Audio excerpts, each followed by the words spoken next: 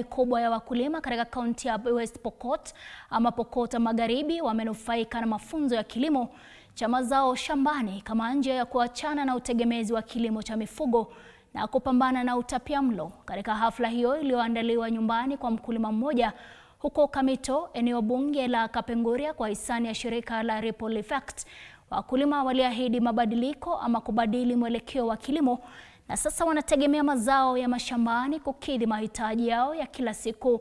Mwanahabari wetu Andrew Juma na taarifa hiyo kikamilifu.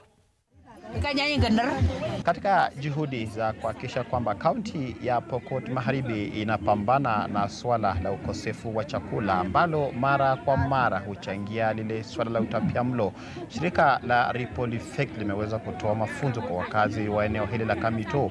Mafunzo hayo yalikuwa ya kilimo, na unapotizama nyuma kwangu ni kwamba wameweza kukuza mboga ambazo kulingana na wenyeji wamesema kwamba zimewasaidia kutia pesa mfukoni, kwani wanapeleka sokoni na kupata wateja.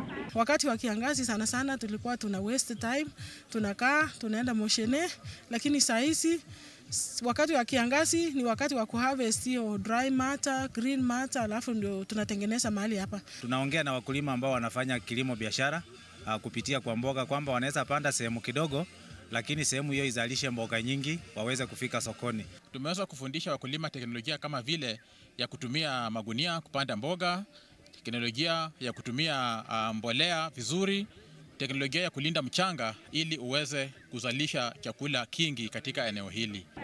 Viongozi mbalimbali waliozungumza wakati wa hafla hiyo waliweza kusifia mradi huo, wakisema kwamba kaunti ya Pokot Magharibi inaendelea kupiga hatua kubwa zaidi katika kuhakikisha kwamba inazalisha chakula cha kutosha. Kwa sababu lengo letu aswa kama West Pokot tungetaka kutoka ile tunasema nomadic pastoralism tukuje agropastoralism. Ukiona hata kwa hili shamba utakuta ya kwamba kwa West Pokot inawezekana.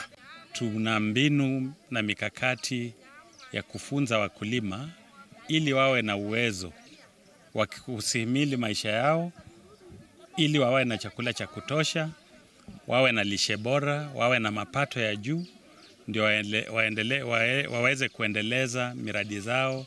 Wenyeji hata hivyo waliweza kupongeza hatua hii, wakisema kwamba kwa sasa wanaendelea kujitegemea.